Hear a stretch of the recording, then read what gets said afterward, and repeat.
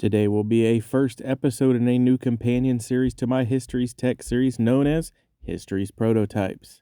This series will look at the one-off or limited production runs of ships, aircraft, vehicles, and weapons that had an impact on history. And for our very first episode, we are going to look at the T42 medium tank. This tank was to be part of a series of tanks that were being developed post-World War II. However, it didn't go very far. However, it has a major influence on later tank development. Now, immediately after World War II, the United States began looking at its tank fleet.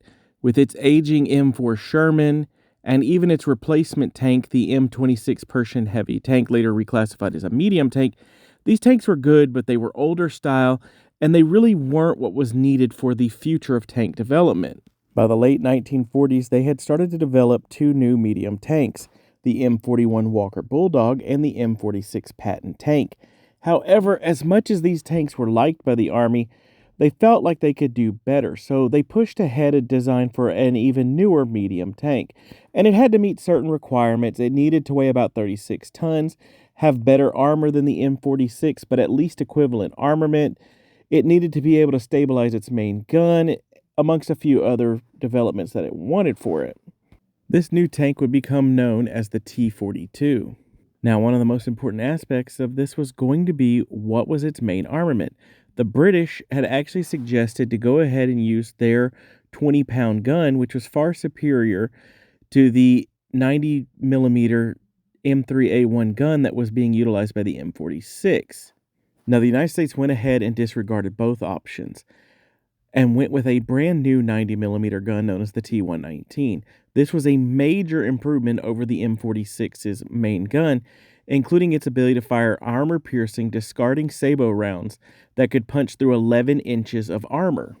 With this and an entirely new turret design independent from anything that had been developed, it was time for the first T42 to roll off the assembly line. Now, by the time the first prototype rolled off the assembly line, a few changes had to be made to the tank, the first of which was its name. At the time, its name had been designated Medium Tank T42. However, in November of 1950, the United States Ordnance Committee decided to change the nomenclature for tanks, deciding that the caliber of the gun replaced the weight in its designation, thus no longer needing the traditional light, medium, and heavy tank. Instead, the T42 would now be referred to as the 90mm gun tank T42. Now, at the end of 1950, the 6 prototypes were ready for delivery to the Aberdeen Proving Grounds for full testing. However, at this point, the Korean War had already been going on for 6 months. The existing fleet of tanks was found to be lacking in the Korean War. The M4s were just too old. The M26s didn't have the maneuverability, and the M46 just didn't have the firepower for what they needed. So the Army essentially launched a crash program to find a suitable tank that they could get into the field as quickly as possible. And for the T42, this was pretty much a death sentence. While the 90mm gun was found to be pretty good, it was nowhere near as maneuverable or as fast as they wanted it to be. And in fact, late model Shermans could outperform it. So the T42 was gone. Now, interestingly enough, the evaluation found that all the problems with the T42 came from its hull, its lack of performance, its lack of speed, but its turret was found to be exceptionally well designed.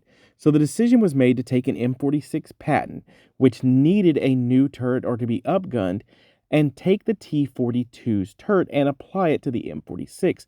And this became known as the M46E1. And while some slight modifications had to be made to the M46, it was found to be a satisfactory merging of the two pieces of technology. So much that after a few improvements, including changing of the direction of the angle of the armor plating, some changes to the air filtration to the vehicle, they managed to get a new tank out of this to be deployed as quickly as possible, the M47 Patton II.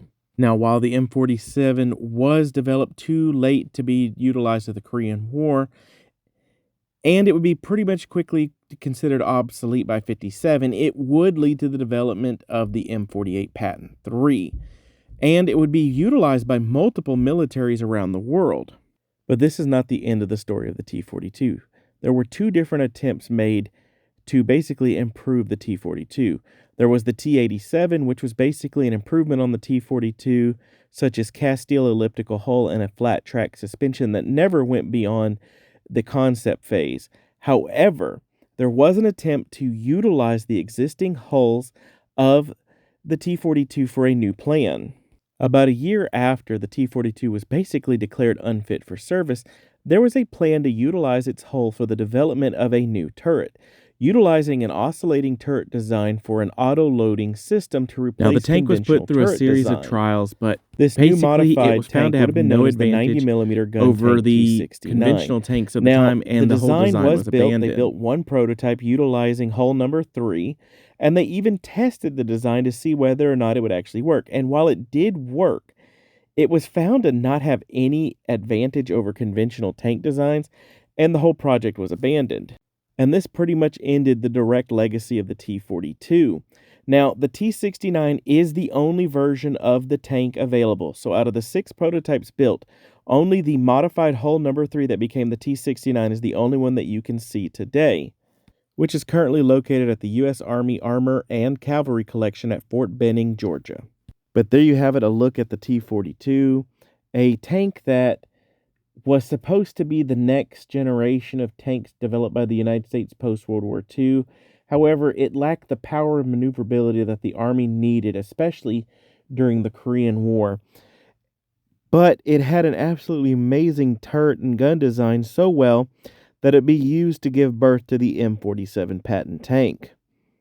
But that's it for today. I thank you for joining me, and I look forward to talking to you on the next time.